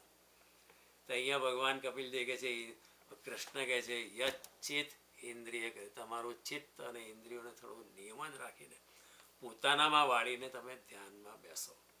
કપિલદેવ અહીંયા એ જ કહે છે કે ઇન્દ્રિયોને મન વડે વિષયોમાંથી વાળીને હૃદયમાં લાવવી અને પ્રત્યાહાર કરવો. What is is pratyahara? પ્રત્યાહાર એટલે ઇન્દ્રિયો બહાર જાય છે એનું પ્રતિક્રમણ કરો. ઇન્દ્રિયો બહાર આક્રમણ કરતી હોય છે. કોઈ એક સ્ત્રી સુંદર હોય ને એની સામે હું જોયા જ કરું તો એક જાતનું આક્રમણ છે. ભલે હું એને અડક્યો નથી, ભલે મેં એની જોડે વાતચીત પણ નથી કરી, ભલે મેં એની ખુશામત પણ નથી કરી, પણ હું એને જોયા જ કરું તો એક જાતનું આક્રમણ છે. હું આંખની ઇન્દ્રિયથી એના પર આક્રમણ કરું છું. એટલે ઇન્દ્રિયો હંમેશા આક્રમણ કરતી હોય છે. એટલે મહાવીર સ્વામીએ કહ્યું કે આક્રમણ નથી કરવાનું, પ્રતિક્રમણ કરવાનું. પ્રતિક્રમણ એટલે ઇન્દ્રિયોને પોતાનામાં વાળી લેવાની છે. જે ઇન્દ્રિયો જે બહાર ગમન કરે છે એને 180 ડિગ્રી ઇન્દ્રિયોને પોતાનામાં વાળીને પોતાનામાં સ્થિર કરવાની છે, પોતાના આત્મામાં સ્થિર કરવી છે. એ જ વસ્તુને અહીંયા કૃષ્ણ કહે છે યચિત ઇન્દ્રિય ક્રિયા. એ જ વસ્તુને અહીંયા કપિલદેવ કહે છે કે પોતાના ઇન્દ્રિયોને વિષયોમાંથી વાળીને, મન વડે વિષયોથી વાળીને હૃદયમાં પોતાના આત્મામાં લઈ જવી. કેટલી બધી સામ્યતા છે કપિલદેવ અને કૃષ્ણના વચનોમાં, કોઈ ફેર નથી. એ જ વચન છે, જરા જુદી રીતે કહ્યા છે. કાં એટલા માટે કહ્યા છે, ઘણીવાર એવું નહીં એકની એક વસ્તુ પણ કોઈક જુદી રીતે સમજાવે તો આપણે માની જઈએ. આપણા મા બાપ સમજાવે તો આપણે ના માનીએ, પણ આપણો કોઈ ફ્રેન્ડ હોય ને એ જ વસ્તુ આપણને કંઈક જુદી રીતે કે આપણી ભાષામાં બે ચાર ગાળ થઈને કે તો આપણે માની જઈએ, because we are use to that style of explanation. Correct? એટલે કૃષ્ણને અહીંયા કપિલદેવ ઘણા કરુણાથી કહે છે. કૃષ્ણ કહે છે શુચો દેશે પ્રતિસ્થાપ્ય સ્થિરમાસનમાત્મન નાતિ ઉચ્છ્રિત્ય નાતિ નીચમ ચૈલાજીને કુશોત્તરમ તત્ર એકાગ્રમ મન કૃત્વા, ત્યાં મનને એકાગ્રતા લાવીને યચિત ઇન્દ્રિય ક્રિયા, ઇન્દ્રિયો અને મનની ક્રિયાઓનો નિગ્રહ રાખીને ઉપવિશ્યાસને યુંજાત, આવા જગ્યાએ ઉપવિશન કરવાનું. ત્યાં બધાથી દૂર થઈને, સંસારની ઝંઝટમાંથી દૂર થઈને પાર્ટીઓમાં જઈને એક શાંત જગ્યાએ એકાંતમાં બેસવાનું. ઉપવિશ્યાસને યુંજાત યોગી આત્મવિશુદ્ધએ, યોગીએ પોતાના આત્મની શુદ્ધિ માટે આવું કરવું જોઈએ. કૃષ્ણ કહે છે. કપિલદેવ પણ અહીંયા એ જ કહે છે કે આસનને જીતવું, પ્રાણાયામનો અભ્યાસ કરવો, ઇન્દ્રિયોને હૃદયમાં વાળવી, સ્થિરતાપૂર્વક બેસવું. 7 કેન્દ્રો જે છે એમાંથી એક કેન્દ્ર પર તમારે તમારી ચિત્તની એકાગ્રતા કરવી. આ બધી વસ્તુ કૃષ્ણ પણ કહે છે. તત્ર એકાગ્રમ મન કૃત્વા યચિત ઇન્દ્રિય ક્રિય ઉપવિશ્યાસને યુંજાત, યોગીએ આ પ્રમાણે કરવું જોઈએ. Krishna gives a directive principle. આ પ્રમાણે કરવું જોઈએ. અર્જુન તસ્માદ યોગી ભવાર્જુન, યોગીતા અર્જુન નથી રહેવાનું. અર્જુન થઈશ તો એથી ભાગવાની વાત કરીશ. અહીં યોગી થઈને લડવાનું છે. અહીં લડવાનું છે પણ યોગી થઈને લડો. એટલે યોગી થઈને એટલે શું? કોઈ પણ જાતની હાનિ લાભ, યશ અપયશ, જીવન મરણ, હારીસ કે જીતી એની પરવારકીના પોતાના કર્તવ્યનું પાલન કરવાનું છે. નિષ્કામ કરવાની ભાવનાથી તારે લડવાનું છે. અને લડતા લડતા મૃત્યુ થાય તો પણ એનો સ્વીકાર કરવાનો છે. એ ભગવાન એટલે જ કહે છે કે તું લડ, જીતીશ તો અહીંનું રાજ્ય ભોગવીશ, મરીશ તો તારી સદગતિ થશે. So don't worry about it. મારા પર છોડ દે, leave it to me Arjun. અને કૃષ્ણ પછી આગળ કહે છે ઉપવિશ્યાસ અને યુંજાત યોગી આત્મવિશુદ્ધે સમમ કાય સ્થિરો ગ્રીવસ. કાયાને સ્થિર રાખીને સમ અવસ્થા રાખ, 90 ડિગ્રીના એંગલ પર બેસવાનું છે. પગ આમ હોય, શરીર સીધું હોય, તળ તો 90 ડિગ્રીના એંગલ પર બેસવાનું છે. સમમ કાય શિરો ગ્રીવમ, ડૂકીને સીધી રાખીને. ધારયન અચલ સ્થિરમ, અચળ ધારણાથી હલનડોલન બહુ નહીં. સંપ્રેક્ષ્ય નાસિકાગ્રસ્તમ, નાક પર દ્રષ્ટિ ટેકવી દે. જે વસ્તુ અહીંયા કપિલ દેવ પણ કહે છે. What is Kapil Dev saying here? કે તમારે ધીરે ધીરે પ્રાણાયામથી, વાતચીતથી બધા નિપજતા દોષોને દૂર કરવાના, એનું સંતુલન કરવાનું, ધારણાથી પાપોને દૂર રાખવાના, પ્રત્યાહારથી એટલે પ્રતિક્રમણથી ઇન્દ્રિયોને વાળી લેવાની, અને ધ્યાનથી તમારે ભગવત વિમુખ કરાવનારા રાગ દ્વેષથી દૂર થવાનું, અને ચિત્તને નિર્મળ કરવાનું. અને એવું જ્યારે ચિત્ત નિર્મળ થાય ત્યારે નાકના અગ્રભાગમાં દ્રષ્ટિને સ્થાપવાની. સમમ, કૃષ્ણમણી કહે છે સમમ કાયમ સ્થિરોગીરમ ધારયન અચલન સ્થિરમ.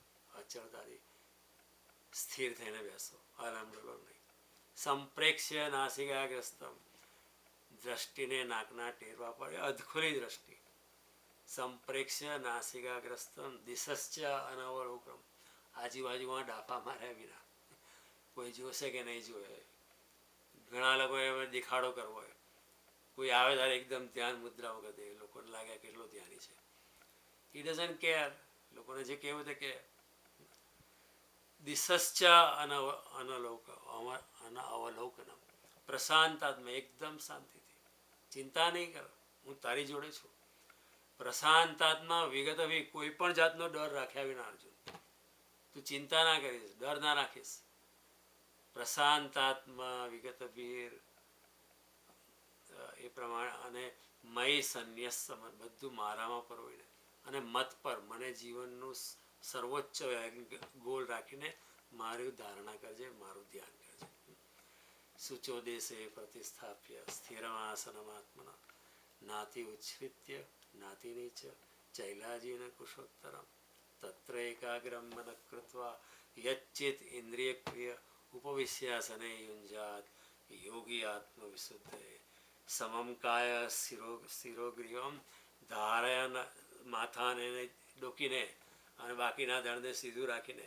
ધારયન અચલન સ્ત્રિયમ સંપ્રેક્ષ્ય નાસિકાગ્રસ્તમ દિશશ્ચ અનવલોકનમ પ્રશાંતાત્મા વિગતભીર બ્રહ્મચર્ય વ્રતે સ્થિતા મનઃસંયમ્ય મચ્ચિત્ત યુક્તા આસીત મત.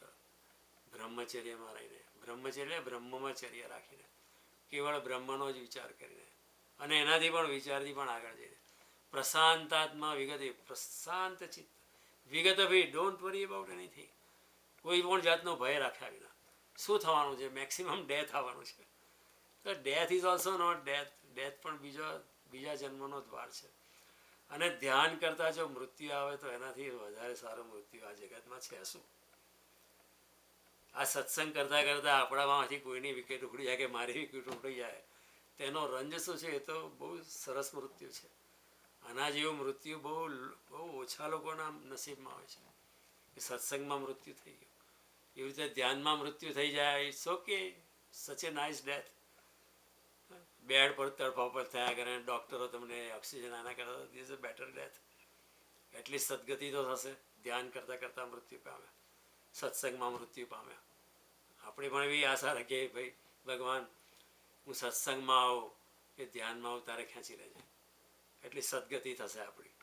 એના જે એટલે ભગવાન કહે છે ડર રાખ્યા વિના પ્રશાંત આત્મા. શાંત ઉપરથી બીજો શબ્દ છે પ્રશાંત. વન ઇઝ એક્સ્ટ્રા ઓર્ડિનરીલી કામ.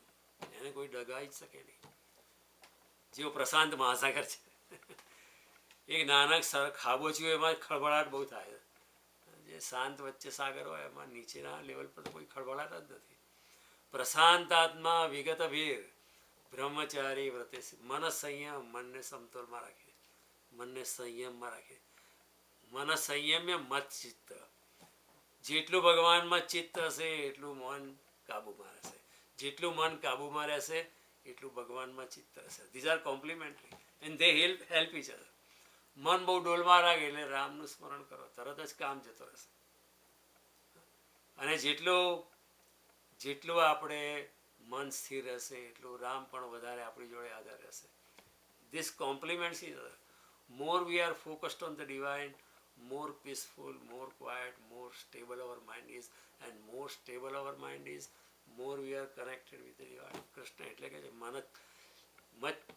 મન સંયમ્ય મચ્ચિત્ત યુક્ત આસિત મત પર. મારો જે યોગી છે, યુક્ત છે, જે મારી જોડે જોડાયો છે એ આસિત એટલે બેસે છે, મત પર જીવનનું પરમ લક્ષ્ય મને માની, મન સંયમ્ય મત ચિત્ત યુક્ત આસિત મત પર. કૃષ્ણએ કહ્યું છે. અને પછી ભગવાન કહે યુંજન એવમ સદાત્માનમ યોગી નિયત માનસ. આ પ્રમાણે મારી જોડે જોડાયા પછી યુંજન એવમ આ પ્રમાણે સદાત્માનમ સતત પોતાની જાતને મારી જોડે જોડાયેલો રાખવાથી યોગી નિયત માનસ એનું મનસ એનું મન એકદમ નિગ્રહમાં કંટ્રોલમાં સમતોલમાં આવી ગયું છે.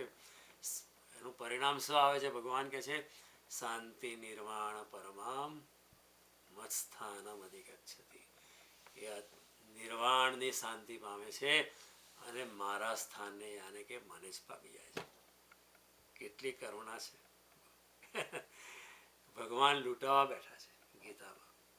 હાઉ ડુ વી રીચ હિમ? ભગવાન સામેથી આપણા જેવા ઘણા હોય ને કોઈને પૂછીએ તમારી ઘરે આઈસ્ક્રીમ બહુ સરસ તો એની રેસીપી આપો, એ આપણને આપે જ નહીં. કારણ કે એને એની રેસીપીનો મોનોપોલી ગુમાવી નથી. અને ભગવાન એ કહે છે કે હું લૂંટાવા બેઠો છું, લઈ જાઓ. આપણે લેવા તૈયાર નથી. આપણે પણ એક વિચિત્ર પ્રાણી છે. કોઈ આપવા માગતું નથી તો આપણે એની પાસે લેવા માગીએ છીએ. અને ભગવાન એ લૂંટાવા બેઠા છે, આપણે લેવા નથી માગતા. એ આપણું દુર્ભાગ્ય છે, આપણા માણસનું દુર્ભાગ્ય છે. કપિલ દેવ દેવહૂતિને એટલી બધી જરૂર નથી જેટલી આપણે જરૂર છે. એ તો દેવહૂતિના માધ્યમથી કપિલ દેવ આપણા માટે આ બધી વસ્તુ છોડી ગયા છે. જે વસ્તુ કૃષ્ણએ કહી એ જ વસ્તુ અહીંયા કપિલદેવ કહે છે કે શાંતિથી સુખપૂર્વક બેસવાનું, આસન પાથરવાનું, મૃગચર્મ પાથરવાનું, કોષ પાથરવાનું, આ પ્રકારનો ઘાસ પ્રાણાયામ કરવાનો, શરીરને સીધું ટટ્ટાર સ્થિર રાખીને સુખ પર બેસીને અભ્યાસ કરવો. શરૂઆતમાં પૂરક, કુંભક અને રેચકથી પ્રાણાયામ કરવો અને પછી એનાથી ઉલટું રેચક, કુંભક અને પૂરક નામનો પ્રાણના માર્ગનું શોધન કરવું. અને એ રીતે આપણા બોડીને ઓક્સિજનેટ કરવાની, એટલે આપણે એકદમ સ્વચ્છ પ્રફુલ્લિત થઈ જઈએ. અને આનાથી મન પણ નિશ્ચલ થશે, કારણ કે વિચારો અને શ્વાસ જોડે સંબંધ છે. જેવો આપણે વિચાર શ્વાસ શાંત થઈ જાય, ધ્યાનની અંદર શ્વાસ આપણો એકદમ શાંત થઈ જાય છે, બહુ ધીરો જાય. કોઈ વાર ધ્યાનમાં કોઈ વ્યક્તિ ડૂબેલી હોય તો એમ લાગે કે તો એનો શ્વાસ પણ નથી ચાલતો, મૃતપ્રાય થઈ ગઈ. એવું થયું છે. કોઈક વાર રામકૃષ્ણ પરમહંસ અચાનક ધ્યાનમાં સરકી જતા હતા. 3 દિવસ સુધી ધ્યાનની મસ્તીમાં રહે અને એમના નાક પર આંગળી લઈ જાવ તો જાણે શ્વાસ નીકળતો નથી, બહાર જતો નથી, આવતો નથી. એમ જ લાગે કે મરી જશે. પણ the body takes its own breathing and throws out its own breathing easily. બહુ શાંત થઈ જાય છે, એકદમ શાંત, કારણ કે તમે ધ્યાનમાં છો, કોઈ ટેન્શન નથી. ચિંતા મુક્ત થવા માટે ને સ્ટ્રેસ ફ્રી થવા માટે, ભલે ભગવાનના પામવો, એના માટે પણ ધ્યાન બહુ સુંદર સાધન છે. અને ધ્યાન કરવાની પદ્ધતિ હું પણ તમને બતાવીશ, બીજી 2-4 જે શિવે પાર્વતીને આપી છે, કે મારી નથી. ભગવાન શિવે વિજ્ઞાન ભૈરવ તંત્રમાં પાર્વતીજીને 112 મેડિટેશન ટેકનિક આપી છે. એમાં એક ટેકનિક તમારા માટે છે. જગતનો એક પણ માણસ એવો નથી કે એના માટે અંદર ટેકનિક ના હોય, કારણ કે દરેક વ્યક્તિ જુદી છે. એટલે ભગવાને 112 જાતની ટેકનિક આપી કે તું આ જ પ્રમાણે ટ્રાય કર. પણ આ બધી કોમન ટેકનિક છે. પહેલાં થોડો પ્રાણાયામ કરો, બરાબર પવિત્ર જગ્યાએ બેસો. જ્યાં બધા એકદમ લડમલડીના વિચારો ચાલતા હોય ત્યાં ધ્યાન નહીં કરવાનું. જ્યાં જે રૂમની અંદર લોકોએ કામ વાસનામાં પ્રવેશ કર્યો હોય ત્યાં ધ્યાન નહીં કરવાનું. સારી જગ્યાએ, નિર્મળ જગ્યાએ એક જગ્યા બનાવી અને એ જગ્યામાં બેસીને બની શકે તો આપણા ઘરના કોઈ કોર્નરમાં, કોઈને બતાવવાની જરૂર નથી, કોઈને કહેવાની જરૂર નથી. It is between you and your God. આ એક રોમાન્ટિક રિલેશનશીપ છે. આપણા રોમાન્ટિક સંબંધો આપણે બધાને કહેતા નથી. એવી રીતે ઈશ્વર સાથેનો સંબંધ આપણે બધાને કહેવાની જરૂર નથી, બધાને એનાઉન્સ કરવાની જરૂર નથી કે હું ધ્યાન કરું છું. કારણ કે એના કરવાથી પાછું અહંકાર વધી જાય ને, કારણ કે લોકો પ્રશંસા કર્યા જોડે આ તો ધ્યાન કરે છે એટલે આપણું અભિમાન વધે, અભિમાન વધે પરમાત્મા ચાલુ જાય. This is between these are true romantic લવિંગ રિલેશનશીપ. એ બધાની આગળ એના ધડાકા કરવાની, એના ન વગડે ઢોલ પ્રેમના વગડે ઢોલ. આપણે એક કવિ તો એ લખી ગયો છે આ પ્રમાણે કે એના કંઈ તમારે રોજ એનું પ્રદર્શન કરવાનું જરૂર નથી. રોજ આઈ લવ યુ કહેનારા હસબન્ડ વાઈફ અલ્ટિમેટલી છૂટાછેડાની નોબત પર આવી જશે. એમાં શું કહેવાનું છે? It reflects through your action, reflex through your eyes. कौन कहता है मोहब्बत की जुआ होती है, ये हकीकत तो निगाहों से बयां होती है. ये रोज रोज I love you, these are all western ways and they are such shallow ways, they don't last long time. આપણે ત્યાં બહુ જુદી પ્રથા હતી. આપણા મા બાપે કોઈ દાડો ડિવોર્સનો વિચાર નથી કર્યો. આપણે નાના બાળક તરીકે ઉછળતા હતા ત્યારે આપણને કોઈ દાડો એવી શંકા કે ભય નહોતો કે મારા મા બાપ દે વિલ બી ડિવોર્સ. એવું જો આપણને વિચાર આપણે કેટલા અસ્થિર થઈ જઈએ. આપણે આટલા બધા ઇન્ટેલિજન્ટ અને સ્માર્ટ એટલા માટે નીકળ્યા છે કારણ કે આપણને કોઈ દાડો ડર નહોતો કે આપણા મા બાપ છૂટાછેડા જશે. અહીંના છોકરા ઉછરે છે અમેરિકામાં, બ્રિટનમાં, કેનેડામાં, ઇંગ્લેન્ડમાં, વેસ્ટર્ન વર્લ્ડમાં, હવે now to some extent in India also. એ બિચારા છોકરાઓને ડર હોય છે કે મા બાપ છૂટા પડી કે હું ક્યાં રહીશ, મમ્મી નહીં હોય કે ડેડી નહીં હોય, મમ્મી વિના હું શું કરીશ, ડેડી વિના હું શું કરીશ. Okay, A four children they need both of them. બાપ પણ જોઈએ, મા પણ જોઈએ. શું કરે? નિર્ભયતા આપણામાં એટલા માટે આવી છે કે આપણા મા બાપે આપણને બહુ સિક્યોરિટી આપી છે માનસિક. પણ અહીંયા ધ્યાનની વાત કરવામાં કૃષ્ણ અને કપિલદેવ લગભગ સરખી જ વાત કરે છે. અને કહે છે યોગી પ્રાણાયામ જીતી લે એટલે એનું મન બહુ શુદ્ધ થઈ જાય. જે વ્યક્તિ શ્વાસને જીતે છે એટલે મન શુદ્ધ થઈ જાય છે. અને આ રીતે પ્રાણાયામથી વાત, પિત્ત અને કફ ઉપર થોડો કાબુ આવી જાય. ધ્યાનની અંદર વિક્ષેપ ના આવે. પછી ધ્યાન કરતા વારંવાર કફ નીકળ્યા કરે, શરીરમાં બહુ વાયુ હોય, પિત્ત હોય તો તમે ધ્યાન ના કરી શકો. બહુ વધારે પડતું ખાધું હોય તો આફરો આવ્યા કરે, તમે ધ્યાન ના કરી શકો. બહુ ઓછું ખાધું હોય તો તમે સરખી ભૂખ લાગી છે તો ધ્યાન ના કરે. આખી રાત 8 કલાક ઊંઘવાને બદલે તમે ખાલી 3 કલાક ઊંઘ્યા હોય તો તમે ધ્યાન નહીં કરી શકો. ધ્યાન કરતાં કરતાં જ ઊંઘ આવી જશે. એટલે ભગવાને કહ્યું છે કે તમારા શરીરનું દમન નહીં કરો. યુક્તાહાર વિહારસ્ય યુક્ત ચેષ્ટસ્ય કર્મસુ યુક્ત સ્વપ્નાવબોધસ્ય યોગો ભવતી દુઃખા. યોગ્ય પ્રમાણમાં આહાર, યોગ્ય પ્રમાણમાં વિહાર, યોગ્ય પ્રમાણમાં જાગરણ અને યોગ્ય પ્રમાણમાં નિંદ્રા કરવાથી યોગ સાધના અર્જુન તારી સરળ બનશે. Krishna is not in favour of torturing our own body. ઘણા લોકોને આ ખોટું મનમાં ઘુસાડી છે. અને આપણા બધા પણ સો કોલ્ડ પંડિત, સો કોલ્ડ યોગી, સો કોલ્ડ સાધુએ જ ઘુસાડ્યું છે કે આ સાધુ એક પગે ઊભો રહી ગયો. ભગવાને ઊભા રહેવા માટે 2 પગ આપ્યા છે. 2 પગ માટે જ ઊભા રહેવાનું, તો 2 પગે જ ઊભા રહો ને. એક પગે ઊભા રહે પછી લોકો વખાણ કરે એટલે વધારે ઊભો રહે, 1 મહિના સુધી ઊભો રહે. એ કેટલો મોટો યોગી છે. એ યોગી મોટો છે નાનો છે એ કસોટી નથી. કેટલો યોગી આત્મનિષ્ઠ છે, કેટલો એના આત્મામાં સ્થિત છે એની એ કસોટી છે. અને એ તો દેખાશે પણ નહીં પાછી, એનું કોઈ મેઝરમેન્ટ નથી. યોગી જ જાણે, જાણે વહી જાણે. ય પશ્યતિ સ પશ્યતિ, કૃષ્ણ કહે છે. જેને ખબર પડે છે એને જ પડે છે, બધાને ખબર નથી પડતી.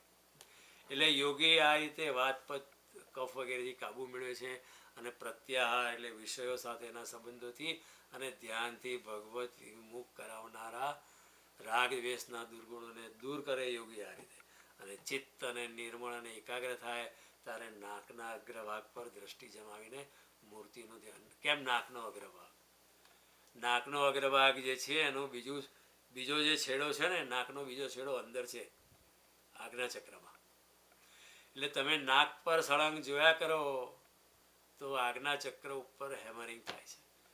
આજ્ઞા ચક્ર છે અહીંયા આપણા બે ભ્રમરની વચ્ચે, જ્યાં પિનિયલ ગ્લેન્ડ છે. બે ભ્રમરની વચ્ચે આગળ પણ એ એવું છે, એ ચક્ર આપણે કોઈ દાડો એ ચક્ર ખોલ્યું જ નથી એટલે ખુલે જ નહીં. પણ એનું હેમરિંગ ચાલુ કરો તો જરા ઢીલું થાય ને પછી ખુલે ખરું. માનો એક ઘરમાં તમારું 100 વર્ષ જૂનું મકાન હોય અને એક રૂમ હોય, તમે ગયા જ નથી. પછી 100 વર્ષ પછી કોઈ કે અંદર જઈને જરા ચેક તો કરો શું છે. તમે એનો દરવાજો ખોલવા જાઓ તો જામ થઈ ગયો છે. કેમ? કારણ કે કોઈ દાડો ખોલ્યો જ નથી. આપણા શરીરના 7 ચક્રો છે, આપણે કોઈ દાડો ખોલ્યા જ નહીં એટલે જામ થઈ ગયા છે. એના પર આપણે એના પર એને હેમરિંગ કરવું પડે છે. નાભી ચક્રને જાગૃત કરવા માટે આ લોકોએ ઝેન જે ફકીરો હતા એમણે હુ મંત્ર આપેલો. હુ એવું જોરથી ગયેલે જોરથી નાભી ચક્રનું છે એના પર હથોડો વાગે. કોઈ દાડો અંદરનું નાભી ચક્ર જાય તમે ઉર્જાથી ભરાઈ જાઓ. પણ આપણે કોઈ દાડો ચક્ર છે કે નહીં એ જાણતા નથી. જાણીએ છીએ છતાં નથી જાણતા. આપણે આપણા ધર્મશાસ્ત્રોને કાલ્પનિક માની લીધા. કોઈ દુર્ભાગ્યની ક્ષણમાં આ બધું હંબક છે એવું માની લીધું. અને પશ્ચિમની જે જેઝી બધી જખમજોડ છે એમાં આપણે જઈને એની પાછળ ચાલવા મળે. આપણે we are sitting on A treasure. અને આપણા બાપ દાદાઓ, આપણા યોગી મુનિ આપણને ઘણું આપીને ગયા છે, ખજાનો આપીને ગયા છે. એ ક્યારેય ખૂટે એમ નથી. નાકના અગ્રભાગ પર એટલા માટે કે નાકનો અગ્રભાગ જે નાકની આણી છે એનો બીજો છેડો આજ્ઞા ચક્રમાં કનેક્ટ થાય છે. અને નાકના આજ્ઞા ભાગ પર આપણે દ્રષ્ટિ જમાવીને બેસીએ તો એનું બીજું હેમરિંગ આજ્ઞા ચક્ર પર થાય છે. એ આજ્ઞા ચક્ર પર હેમરિંગ થાય એટલે એક મોટું દ્વાર ખુલી જાય છે પરમાત્માના અનુભવનું. આપણે પ્રકાશનો અનુભવ કરી શકીએ, આલોકનો અનુભવ. આલોક એટલે એવો પ્રકાશ કે જે ધ્યાનમાં જ અનુભવ થાય. એવો પ્રકાશ કે it cannot be chemically manufactured on this planet. અને એ આજ્ઞા ચક્ર પર આવ્યા પછી કદાચ આપણને અમુક સુગંધનો અનુભવ થાય કે એવી સુગંધ જગતમાં છે જ નહીં. Such a fragrance cannot be manufactured anywhere on this planet by any technology. એ યોગીને ઊંડા ધ્યાનમાં એવા દ્રષ્ટિ, એવા કિરણો, એવો પ્રકાશ અને એવી સુગંધનો અનુભવ થાય છે કે ભગવાનમાંથી એવી સુગંધ આવતી હોય આપણને. એટલે અહીંયા જે કૃષ્ણએ કહ્યું એ જ કપિલ દેવ આપણને પ્રેમથી સમજાવે છે. પછી આટલું કર્યા પછી તમે આ રીતે બેસો, ઘાસ પાથરો, એના પર જીન એના પર તમે સુવાળું વસ્ત્ર પાથરો, મૃગચર્મ પાથરો, સુવાળું વસ્ત્ર, સ્થિર આસન કરો. તમારા શરીરને સ્થિર રાખવાનું. કેમ વાંકા નહીં બેસવાનું? કેમ સૂતા નહીં? કેમ આડા થઈને? એનું પણ કારણ છે. કારણ કે જ્યારે ધ્યાન કરતાં કરતાં કરતાં જ્યારે આપણી ઉર્જાઓ જાગૃત થાય ત્યારે આપણા ચક્રો પણ જાગૃત થાય છે. અને ચક્ર જ્યારે જાગૃત થાય ત્યારે ઉર્જાઓ ઉર્ધ્વગામી થાય છે. જે કામવાસનાની ઉર્જા જે આપણા મૂલાધાર પર હોય છે, એ કામવાસનાની ઉર્જા સેક્સ સેન્ટરમાંથી બહાર જવાને બદલે એ ઉપર જવાનું ચાલુ કરે છે. અને ઉપર જઈને ધીરે ધીરે બધા ચક્રોને જાગૃત કરીને અહીંથી આજ્ઞા ચક્રથી પછી છે સહસ્ત્રારમાં બધા ચક્રોને જાગૃત કરે છે અને પરમાત્માનો અનુભવ થાય છે. તો એ સમયે આપણે વાંકા ચૂકા બેઠા હોય તો એ ઉર્જાને જરા અંદર પાઇપ સીધો હોય તો પાણી કેટલું જલ્દી જાય. પણ પાઇપમાં જ ગાંઠ પડી ગઈ હોય તો પાણીને જતાં પાછી વાર લાગે. એટલા માટે સીધા બેસવાનું કહ્યું છે. ઘણા લોકો પૂછે કે આ સીધા બેસવાની જરૂર છે. હું આખો ટાંટિયો લાંબો કરીને એકદમ દાંતમાં આંગળી નાખીને બેસો, ના ચાલે. તમે જો બહુ યોગી આગળ ના થઈ ગયા પછી કરી શકો. પછી કોઈ ચૈતન્ય મહાપ્રભુ જેવો હોય તો એ તો જાજરામાં બેસીને પણ ધ્યાન કરી શકે. ચૈતન્ય મહાપ્રભુને એક જણાએ પહેલાં જઈને સવાલ પૂછ્યો કે મહાપ્રભુ, મારાથી બહુ મોટી ભૂલ થઈ ગઈ છે. કે શું મોટી ભૂલ થઈ? કે તમે મને હરે કૃષ્ણ મંત્ર કહ્યો તો હું જપ્યા જ કરું છું, મારા મોઢામાંથી મંત્ર જતો નથી. પણ હું ટોયલેટમાં જોઉં છું ત્યાં એ મંત્ર ચાલે છે. એ તો મને સારું નથી લાગતું. તો ચૈતન્ય મહાપ્રભુ કશો વાંધો નથી, ભગવાન તો બધે જ છે. ટોયલેટના અણુમાં છે, તારામાં પણ છે, બહાર પણ છે. ત્યાં પણ ભગવાનનું ચિંતન ના થાય એવું કોણે કહ્યું? ત્યાંય થાય. You can do it. પણ કહેવાનો ભાવ કે એવું નથી કે આપણે ટોયલેટમાં જઈને જ ધ્યાન કરવાનું છે. પણ પણ જે યોગી આગળ પહોંચી ગયો છે એના માટે એનીથિંગ ઇઝ પોસિબલ એનીવેર. એ પછી સાયકલ ઊંધા માથે ચલાવી શકે પણ જે શરૂઆતનો નિશાળી હોય એને તો બરાબર શીખવાડવું પડે ને. એના માટે આ બધા વસ્તુ છે. એટલે એના માટે કૃષ્ણ કહે છે, એટલા માટે કપિલદેવ કહે છે. પણ એકવાર તમે યોગ સાધના કરી હોય, તમે તમારું જીવન જ ધ્યાન થઈ ગયું હોય, તમે ઉઠતા બેસતા વાંચતા લખના ઝાડુ મારતા લોન મૂવિંગ કરતા ઘરના કામો કરતા ઘરમાં કામો વસ્તુઓનું રિપેરિંગ કરતા પણ તમારું ચિત્ત ભગવાનમાં જ પરોવાયેલું રહેતું હોય તો પછી તમારે પાછું સેપરેટ ધ્યાનમાં બેસવાની કે સ્થિર આસન છે, બહુ ઊંચું નથી નીચું નથી, આ પ્રાણાયામ કરવો પડશે પહેલાં, એ એડવાન્સ યોગી નહીં કરવાની જરૂર નથી. કોઈ કૃષ્ણમૂર્તિને કહે કે this is all nonsense. Kabir કહેશે કે એમાં શું આવું કરવાની કંઈ જરૂર નથી, આઈ કેન મેડિટેટ એનીવેર. પણ yeah they can meditate, Krishnamurti can do it, but we cannot. એટલે ઘણા યોગી એટલા કરુણાવાન હતા કે એ લોકોએ નીચે આવીને આ બધા કપિલદેવ એમાંના છે, કૃષ્ણ એમાંના છે, કરુણાવાન છે, આપણા લેવલ પર આવીને આપણને સમજાવે છે. અને ભગવાન કહે છે કે આ રીતનું આ બધું કર્યા પછી હું તને હવે સબીજ યોગ બતાવું છું, સબીજ ધ્યાન બતાવું છું. સબીજ એટલે ધ્યાન એટલે શું? ભગવાનના સ્વરૂપનું ચિંતન કરતાં કરતાં ધ્યાન કરવું, એનું નામ છે સબીજ ધ્યાન. અને બીજા ધ્યાન છે નિર્ગુણ નિરાકાર ધામ, એ ભગવાન શિવે બતાવ્યા છે પાર્વતીજીને. 118 છે ટેકનિક, એમાંની 1-2 ટેકનિક હું તમને સમજાવીશ. આ પછી તમે એનો પ્રયોગ કરી શકો છો.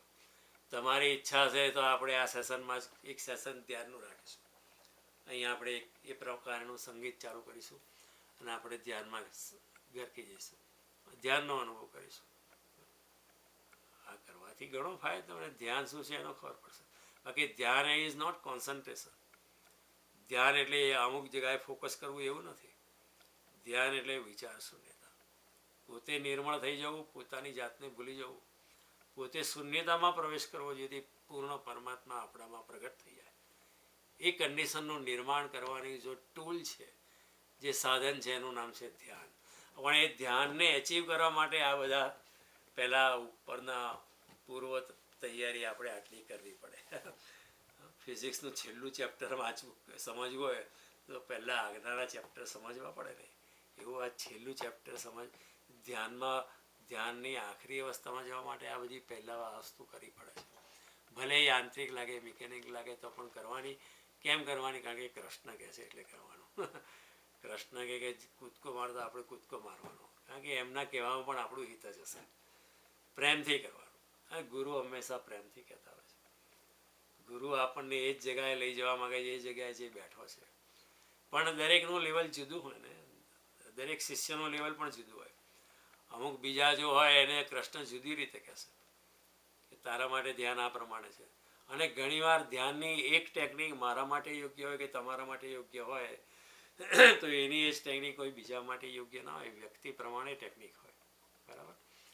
એટલે આ બધું કર્યા પછી ભગવાન કપિલદેવ કહે છે કે હવે તું ભગવાનના સ્વરૂપ પર ધ્યાન કર માતા. આવું કર્યા પછી અને એને સબીજ ધ્યાન છે એ ભગવાનના મુખ કમળ પર, પછી એમના નેત્રો પર, પછી એમના ગરદન પર, ચરણ કમળ પર, રીતે ધીરે ધીરે ધ્યાન કરવાથી તું ભગવાનમાં એકમેક થઈ જઈશ અને ભગવાન પ્રત્યે તને અનન્ય પ્રેમ ઉપજશે. ભગવાન પણ તારી જોડે પ્રેમથી એકમેક થઈ જશે અને તું ને ભગવાન એક થઈ જશો. બેને જુદા નહીં પાડી શકો. પછી ભક્ત અને ભગવાન એકબીજામાં મળી જશે. યે ન ભૂતાન્ય શેષણ મયી તે તેસુ ચાપ્યહમ. એવા મારા ભક્તોમાં હું છું અને તેઓ મારામાં છે.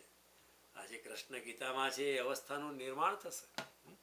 સમોહમ સર્વભૂતેષુ નમે દ્વેષ્યસ્ય ન પ્રિય એ ભજંતી તું મામ ભક્ત્યા મયી તે તેસુ ચાપ. હું તેઓમાં છું, તેઓ મારામાં છે. હવે આગળ જે છે ભગવાન પછી આપણને કેવી રીતે ધ્યાન કરવું, ભગવાનના સ્વરૂપનું ધ્યાન કેવી રીતે કરવું, એ કપિલદેવ આગળ આપણને સમજાવશે. આપણે અત્યારે કલાક ઉપર થવા આવે છે. Once again I apologize for being late. I was stuck on the road, but I'm glad we could do it. અને આવતી વખતે જ્યારે આપણે મળીશું ત્યારે કપિલદેવજી આપણને ભગવાનના સ્વરૂપ પર ધ્યાન કરવાની જે ટેકનિક આપે છે એ ટેકનિકને આપણે સમજવાનો પ્રયત્ન કરીશું. અને એ ટેકનિક તમે પણ ઘેર પ્રયોગ કરી શકો છો અને એનો આનંદ લઈ શકો છો. અને ધ્યાન કરીને વિચારોથી મુક્ત થવાનું છે, વિચાર શૂન્યતામાં જવાનું છે, વિચાર શૂન્યતામાં જઈને આપણે આપણાથી મુક્ત થવાનું છે, આપણા પોતાના અહંકારથી મુક્ત થવાનું છે, અને એક જાતની નિર્મળતામાં નોન એન્ટિટીમાં આવવાનું છે. અને નોન એન્ટિટીમાં આવ્યા પછી પરમાત્મા અચાનક આપણામાં પ્રગટ થાય છે. તમે મને આટલો શાંતિથી સાંભળ્યો એના માટે હું અનુગ્રહિત છું. અને હંમેશા આપણે આ પ્રમાણે શાંતિથી આપણું કર્યા કરીએ, આપણો સત્સંગ ચાલ્યા જ કરે એવી આપણે ભગવાનને પ્રાર્થના કરીએ છીએ. અને આપણે આવતા વખતે આપણે મળીશું. જય શ્રી કૃષ્ણ બધાને. Thank you so much. By.